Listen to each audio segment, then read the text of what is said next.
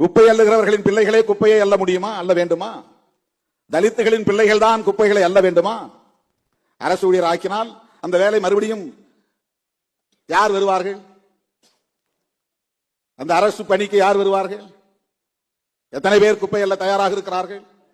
70 வயதிலும் அந்த பணியை செய்யக்கூடியவன் ஒருவன் இருக்கிறான் என்றால் அவன் யார் என்று நீங்கள் பார்க்க வேண்டும். இந்த தலைமுறை அவர்கள் அந்த தொழிலை செய்துவிட்டு போகட்டும், அடுத்த தலைமுறை அந்த தொழிலுக்குள் அவர்கள் போகக்கூடாது என்பதுதானே சமூக நீதி.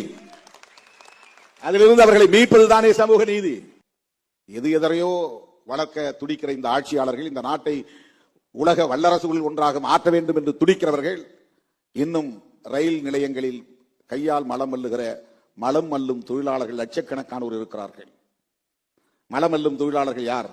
அவங்க எல்லாம் கஷ்டப்படுறாங்க, அதனால அவங்க எல்லாம் அரசு ஊழியராக்குங்க, அவங்களுக்கு சம்பளத்தை கூட்டுங்க, பென்ஷன் கொடுங்க என்று நாம் சொல்ல முடியுமா?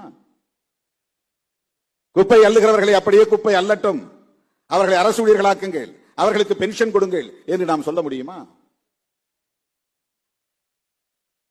ஆக தலித்துகள் பிரச்சனை என்றால் திருமாவளவன் தான் பேச வேண்டும் என்று சொல்லுகிற அந்த புத்தியே ஒரு சாதி புத்தி. அது